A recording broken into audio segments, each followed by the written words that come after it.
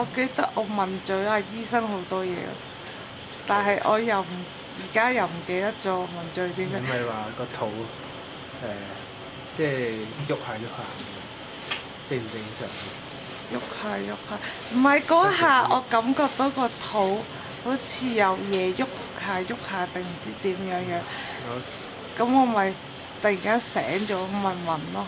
我聽到醫生講話個頭出咗啦。哦係啊，我聽唔到呢句啊。跟住我就係話咦點解有啲感覺咁樣樣，跟住就醒咗咯。跟住我連自己幾時瞓着我都唔知。佢等我哋影完相，跟住就再加啲麻醉劑俾你。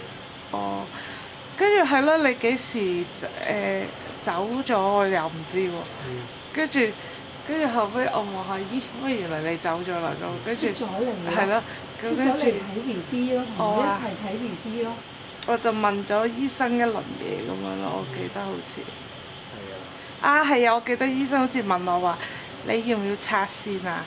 咁跟住我就話問佢仲話邊隻好啲，咁佢咪話拆線嗰啲好啲咁，我話是但啦，咁就拆線啦咁。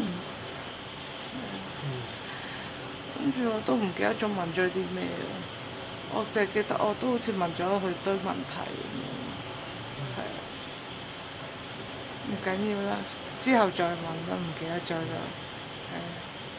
你呢？你講下你心情啊？心情啊，咪好開心。等陣我影你啊！你講你個心情。